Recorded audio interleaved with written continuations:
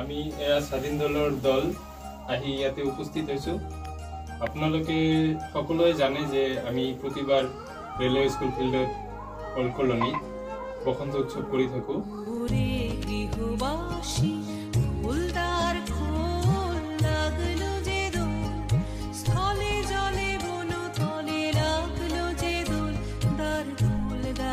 তো এইবাৰও আমাৰ ৬ষ্ঠতম বসন্ত উৎসব। তো এইবাৰৰ আমাৰ বসন্ত উৎসৱ প্ৰেসিডেন্ট হল বিউটি বৰ্মন আৰ সেক্ৰেটাৰি সৌৰভ দাস।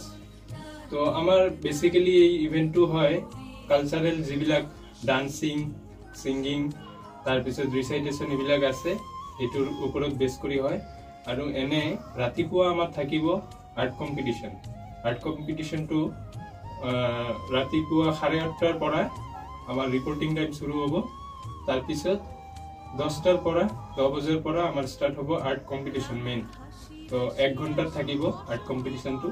তাৰপিছত আমি দুপৰীয়া 2টা বজাৰ পৰা আমাৰ কালচাৰেল যিবিলাক ডান্সিং সিঙ্গিং ফেলিসিটেশন এইবিলাক আছে এইবিলাক স্টাৰ্ট হব। তো আপোনালোকে সকলোৱে আহিব অহা দেওবাৰ 9 মাৰ্চ।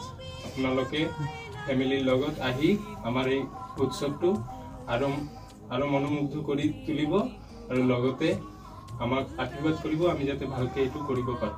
ধন্যবাদ।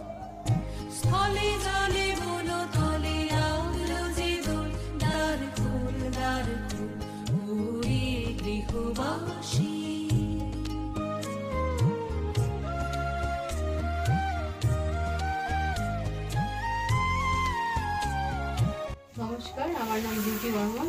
এবারের বসন্ত উৎসবের আমি প্রেসিডেন্ট। তো আপনাদের সবার আমন্ত্রণ থাকলো, সবাই আসবেন।